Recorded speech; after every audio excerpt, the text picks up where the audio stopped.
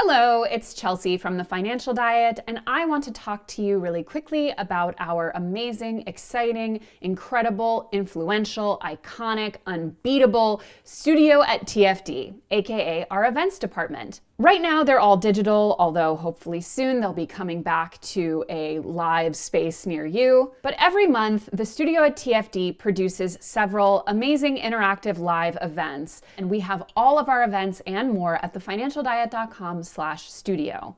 Hey guys, and happy soon-to-be holidays. Me in my favorite Talk About Money shirt and my little tiny baby truffle queen angel child baby Mona are here for a very, very special Q&A. Some of you guys who follow TFD on social media, and you should, may be aware that we are in the midst of a week-long fundraiser campaign drive to drive awareness and specifically raise money, which TFD is matching, to support the National Coalition Against Domestic Violence. Although things like domestic violence may not be the most sort of warm and fuzzy holiday topic, I think it's the most important time of the year to be aware that for many people, more time spent at home with family, which right now we've all been in a year that has been full of, doesn't automatically mean a happier time. Being with family can mean abuse. It can mean financial manipulation. It can mean gaslighting. It can mean being in physical or sexual danger. And at The Financial Diet, we are incredibly interested in finding ways to help lift as many women as possible into a place where they can be in control of their own financial and personal destinies. And anyone who is stuck in any kind of an abusive domestic situation simply does not have that freedom. Financial independence is a key tool for any woman, and part of the reason why we encourage all women to have their own separate emergency funds, even if they're married, is because you never know when you may need to rely on a private bank account that both parties don't have access to. The hashtag for our holiday fundraiser is hashtag AHappierHoliday. And uses of those hashtags will count as a donation to the National Coalition Against Domestic Violence, which TFD will be matching in dollars. You can also choose to donate some of your actual money, which TFD will also be matching, and join us here or on Instagram for any of our awesome little mini fundraisers, drives, live streams, etc. So in support of this drive, I wanted to do a Q&A session that is just about the ladies. All questions to do with feminism, women's issues, women in money, etc. So I threw it out to you guys on Twitter, and we also shared it on our TFD Instagram. So let's get right into your questions about women, and do not forget to help us support an amazing cause and take care of the women who need it most this holiday season with our hashtag AHappierHoliday. The first question is tips for forming meaningful female friendships as an adult that do not revolve around work, especially for a person who doesn't drink, so bars, wine and design, etc. are out. So I will say that the way in which I have always approached making friends as an adult, especially when I moved first to France and didn't know many people, and then moved to New York and didn't know many people, has always been sort of taking it as seriously as I would a new job, or, okay, if we want to take it to the personal level, a new relationship. You know, I think the thing that a lot of people have a hard time with when it comes to making friends as an adult is that just like on a date, the first few interactions with the person are going to feel pretty awkward. It's going to be kind of stilted. You're not going to really know where their limits are. And obviously, for those people who do drink, something like a glass of wine, similarly to on a date, can help sort of smooth that over. But for what it's worth, I don't actually think that going out for drinks is a necessary default to making these friendships, especially during COVID when basically no one's doing that anyway. I think the point is that you have to get a little bit more proactive about how you meet people. That can be things like organizations, meetup groups, mastermind sessions, friends of friends, you know, getting pretty proactive about how you're actually sourcing these people. And there are actually platonic dating sites for meeting friends, but then actually being proactive about the process of becoming their friend. So that means like setting dates like you would with an actual date. It means following up with them, making sure to keep in contact with them, having follow-up dates, Basically taking it as seriously as you would someone that you were interested in being in a relationship with. Because I think we often tend to forget, because so many of our friendships get formed in our youth when we don't really pick the people we're around and we don't have to go out of our way to be around them, that making friendships is a very difficult process and it takes a lot of prolonged contact, and you have to sort of develop a shared language and a history and all these things that do not happen organically if you don't actually take the time to make them happen and set up the conditions for them to happen, which as an adult is kind of difficult to do unless you try. So being the sort of crazy person I am, I would actually set up sort of like a goal sheet with regards to making an adult friend. You know, how many people are you sourcing to meet up with? How many first friend dates are you going out on? How many second friend dates are you getting? Start to try and seed out your opportunities and cultivate them individually so that you optimize your chances for success. So Savannah asks, what are the impacts of a young woman's salary at the start of her career? A recruiter undervalued me and I know I'm underpaid, so now I fear that this will follow me. I assume that you would say to not disclose my salary to future employers, and I wouldn't, but if you could talk about the pay gap out of college, I'd love to hear it. The recruiter was also a young female. So yes, part of my advice to that would be to not disclose salary, because I don't think it would be obviously in your favor to do so, and you don't have to. But beyond that, I think it's important to remember that a lot of people lie in their salary negotiations. Men are statistically shown to do so much, much more than women. So not saying you necessarily need to lie, but like hiring and negotiating your salary is a game of cat and mouse. Aim high. Pretend you've earned more than you have. Like there's no reason not to go for the moon, because ultimately like they can't find out what you made legally at your old job. They can't like call your boss and be like, what was this person paid? That's illegal. And if you're filling out an application online, you can fill in the market rate for a job to put yourself more on par with where you should have been. I think ultimately the thing that's most kind of insidious about having been undervalued earlier in your career, which party of one, is that you tend to perceive yourself in that way as you move throughout your career, even though you should have never been at that rate in the first place.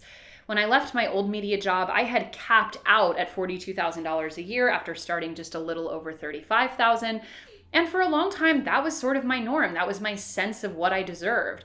Now, of course, anyone that works for TFD is not being paid anything like that, because I recognize it's just not an ethical or competitive way to pay people in the space, but it was something I had to actively unlearn. And although your recruiter out of college did undervalue you, and the fact that she was also a woman is a big bummer, it's important to remember that many people are undervalued, regardless of gender, but that those who tend to move ahead are the people who really understand the nuances of the salary negotiation game. And again, I hate to harp on it, but statistically, men are much more comfortable with playing that game by its own rules. Because trust me, your future employers, they'll be playing cat and mouse with you. They'll have a range that they could pay you. They'll have an idea of what you might be worth, and they're going to do what they can to get you to go low, so you got to go high. We have Riley, who's asking, I guess this is a sort of ladies' question. What is your favorite cheap wine, mid-range wine, and splurge wine? I'm going to out myself, even though I am someone who is in possession of a wine refrigerator. I do not have like a specific wine that I love to go to in terms of like the price point. I feel like I just sort of go based on what I'm going to be eating, or if I find a really great deal and I want to stock up and keep something for a long time. But to be fair, most of the wine that I drink is not very expensive. I'm not like opening a special bottle every night or anything like that. I would say in terms of wine, one thing that I always try to do when I'm getting my sort of just like whatever wine, like wine that I'll have, you know, I might have a glass of it, then I'll maybe cook with it a little bit if I need to, because I'm living alone. I'm not going through that much wine. Is I like to get wine from lesser known producers, lesser known regions within a specific country, countries that tend to be less expensive overall. You know, a lot of South American wines are truly amazing. Spanish wines tend to be a bit undervalued. You know, Australian wines. A lot of these wines can be very interesting, but because they don't have like the name reputation of like a France or an Italy, they can easily be overlooked. And I will say, my husband is actually from a wine producing family in France, so I would say I'm like pretty familiar through him with a lot of the French wine producing nuances. Have done a fair amount of tastings in France. And one thing that will never steer you wrong is to get a wine from a specific region. Like let's say you want to, get a beautiful Pinot Noir from Burgundy, which is, their big to do over there. You want to go with a lesser known producer who's not like a big flashy name, but you can look up on, the Cellar Tracker or any of those websites to see that the actual quality of the stuff is great. Similarly, everyone wants champagne from the Champagne region, even though 5 minutes down the road, just outside of that border, you have wine that is just equally good, a great Blanc de Blanc that you're not going to have to pay that champagne price for. I mean, there's a reason it's called champagne prices. So I think when it comes to wine, aside from the obvious things about like avoiding the $2 chuck that's going to give you a raging headache and not spending an insane amount on the stuff that you don't even really understand or enjoy, you want to look for the things that are undervalued and underrated, but provide you exactly what you're looking for in terms of the body and the profile of that wine. Go with the underdogs. So Ray says, as someone who is male, single, and childless, well, you're canceled, first of all, how apparent is it that companies will prefer someone like me instead of a woman with way more qualifications? Have you experienced something like this yourself? So I haven't actually had a ton of experience in the professional world that isn't with my own company where we're all female, so that's just not even a question. But I will say the thing that did strike me the most in terms of the dynamics of the workplace when I was working with a lot of males was not necessarily that the hiring process was so biased, because you obviously don't have a ton of insight into that process. You're not there, so you don't know what's going on behind the scenes. But it was very noticeable that often, especially as you rose up the ladder, that you really are the only woman in a lot of these rooms. You're the only woman in a lot of these conversations. So you have that feeling of everything you say being a reflection of like women in general rather than just your own point of view. And when you speak, it's noticeable because the woman is speaking. So you are perceived to be speaking more. And there are plenty of studies that show that men find that when women speak an equal amount to men, they think the women are speaking more. And I'm sure the same dynamic plays out for people of color, for LGBT people, for anyone who is underrepresented in the workplace. And ultimately, I think that the combination of that factor, the fact that you're often outnumbered in any of these sort of power dynamics, but also the fact that much of sort of like the networking and socialization tends to be very male-centered. It's mostly men on these social activities. They're often going out and drinking, which is often kind of unpleasant for the women on the team.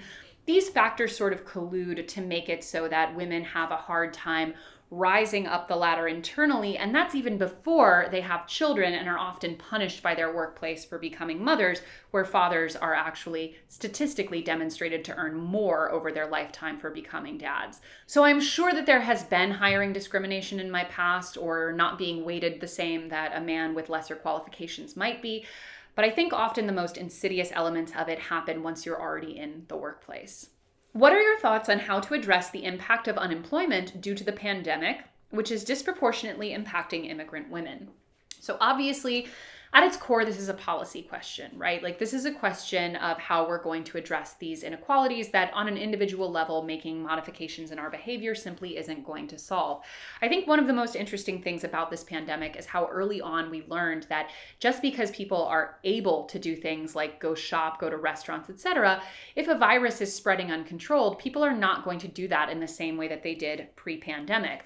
So it just goes to show that no matter how much we're preparing ourselves and optimizing ourselves for what might happen, a lot of times things happen that is just totally out of our control, and we shouldn't be pressuring ourselves to find individual solutions to these problems.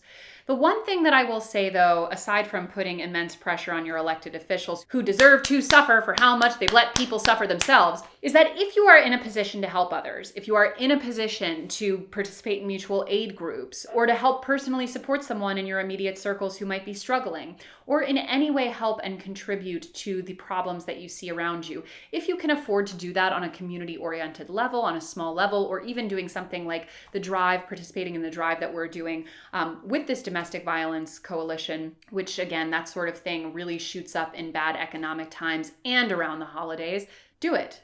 I think it's time to stop wringing our hands if we have privilege and if we have stability and if we've kept our jobs and we have our finances together. It's time to stop wringing our hands about how overwhelming everything is and start actually doing something.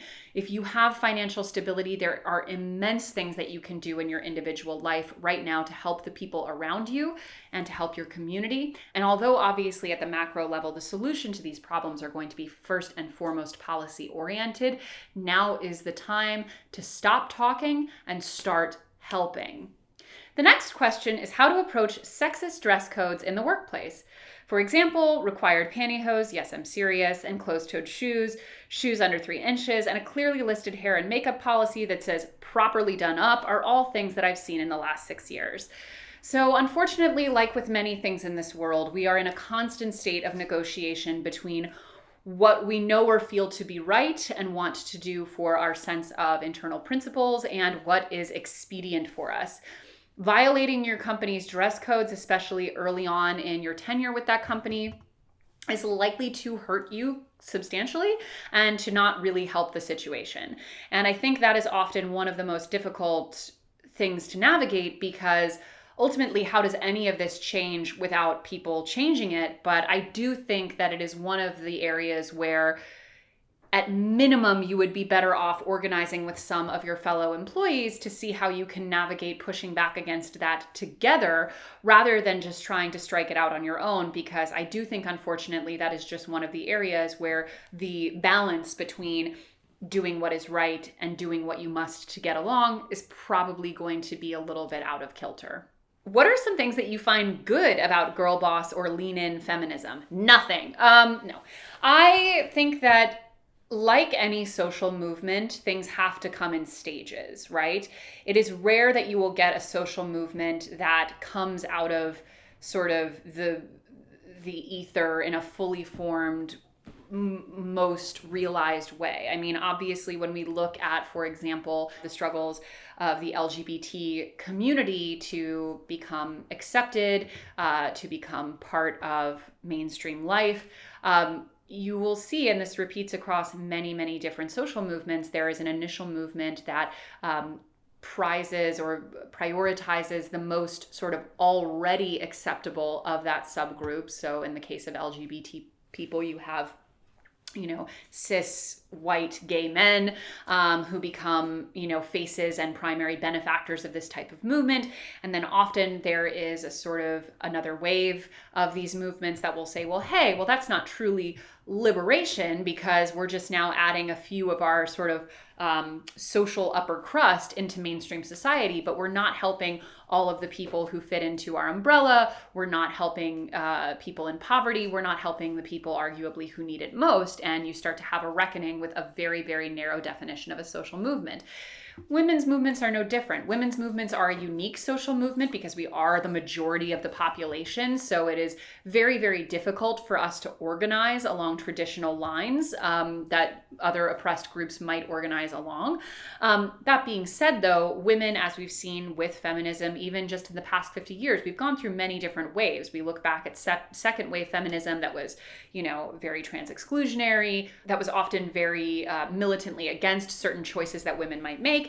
And you say, well, hey, okay, clearly we weren't firing on all cylinders then. And then you get different iterations as you go. And Lean In and Girl Boss Feminism is just one iteration of that worldview, which is that women should be equal to men. I think the Girl Boss / Lean In read on that was that women should be more like men. They should emulate men in the workplace. They should talk louder. They should be more aggressive. They should advocate for themselves in a cutthroat capitalist way to earn more money, get a corner office. And I think we've learned pretty quickly that ultimately the success of a few women by those very narrow metrics doesn't do a whole hell of a lot for the rest of the women in society, or even at those individual companies where the women are rising to the top. Like Sheryl Sandberg was on the board of Facebook, and Facebook is like literally destroying democracy. So I don't know if that was like a girl boss win. Gotta check the score on that one. Point being, ultimately, we have to take each of these social movements and iterations of a social cause with some grain of salt and with some empathy to the time in which it existed. It's easy, again, going back to the LGBT case, to look at something like A Will and Grace and be like, wow, that's so retrograde in a lot of ways. But when you consider how revolutionary a show like that was in its time, you start to get a more nuanced appreciation for it. Similarly, when a lot of this girl boss stuff was happening, the lean in stuff was happening, even in the under a decade span of time that has passed, we did not have nearly as much of a nuanced understanding of what feminism really meant, of what women's goals should be, of how to truly make a more equitable society. And I think hopefully in the next predominant iteration of women's social justice movements, we will come away with that knowledge that like just getting a few of us to the very tippy top and emulating men in the process not a long-term solution. So hopefully the next iteration will be better. And maybe in, 20 or so years, we'll look back at all the girl boss crap and be like, that was sweet. What a moment for us. So our last question comes from an anonymous reader who has a question along the topic of our holiday drive. And she asks, what actually constitutes financial abuse? I think my friend's boyfriend is way too controlling about her relationship with money, but I'm not sure that it qualifies as abusive. So one of the most difficult things about financial manipulation, coercion, abuse, etc., similar to verbal and emotional, is that it is very, very difficult to help someone. There are very, very few structural resources out there that specifically address these issues. When someone is in the position of being physically at risk, when they're being hit, when they're being threatened physically, when they're being violated sexually, when things are happening to them that cross over into the realm of criminal activity, there are more steps in place. There are more things you can do. There are also, I think, for most people's support networks, a much more clear-cut sort of line in the sand. That being said, for things like emotional abuse, for things like gaslighting, for things like manipulation and coercion, and for things like being extremely controlling about finances, there are many functional relationships where one person has total control over all of the finances, and both parties are happy with it. I wouldn't advise living that way, but many people do. So on its face, unless someone is embezzling money from someone, unless they're stealing, unless they're lying to them, misrepresenting themselves, doing something that would cause concern on a criminal or civil suit basis, there's not a ton that you can do. That being said, you are this person's friend. So if you do feel that you are watching a situation that you feel crosses over the line into abusive behavior, you need to take that up with your friend in a way that she will likely be responsive to. So there are a few key strategies here, and I myself am, I wouldn't say actively, but in a situation that has similar undertones to what you're talking about. I'm being intentionally vague here. And I feel at this point that I have reached the limit with that person as to what I can do as a friend. If that person does not also feel that they are in an abusive situation, because ultimately, as a friend, all you can control is yourself. So what I would encourage you to do is to note a few of the specific behaviors that you feel might cross the line into abusive. Obviously, without the specific behaviors, I couldn't add my speculation to whether or not they are, but I do have a feeling that if you're writing about this, they probably already have crossed that line. Write down the specific behaviors, be very precise in your language with both yourself and eventually this other person, and then find a very neutral, approachable, non-confrontational time and place to speak with your friend. And you can be very kind and loving and come from the place that you likely are, which is that I really care about you. I want you to be happy. And these things that I've noticed make me worry about you, make me worry about your ability to be happy in this relationship, about your safety in this relationship, about your long-term security, whatever the words might be, always framing it from a place of love, a place of compassion, and just letting it be known to her that you are always there to help her in any way she might need. I think it's even better if you can give a few specific ways in which you could help her. Just say, hey, if you ever need somewhere to stay for a few weeks, don't even have to ask, just come by, mi casa es su casa, etc. You could also offer specific financial help if you sense that that might be an issue. You can offer to help her with her financial literacy if she might be needing to bolster some of that in order to help protect herself. Give her specific ways in which you are available to her and make her understand that you are a place without judgment, that you are here to support her, that you can be a safe space. In my particular situation, those conversations have been had and it's just not being well received. Because I don't think ultimately that this person agrees that they are in a situation that is causing concern. And you have to be aware that that may happen. And if it does, ultimately, you have to be interested in protecting yourself. You have to draw clear boundaries perhaps with this because you don't feel comfortable participating in this relationship in any way. Maybe you don't feel comfortable talking about it or being around this person, this other significant other. Whatever the boundaries are for you, I would recommend, whether now or at minimum later if these things continue to develop, speaking to a therapist just for yourself to see how you can best navigate this situation and how you can protect yourself. Because one of the most difficult things is seeing a friend in a terrible situation from which they are not willing or able to extricate themselves. It's not dissimilar from something like watching a friend who's suffering from an addiction.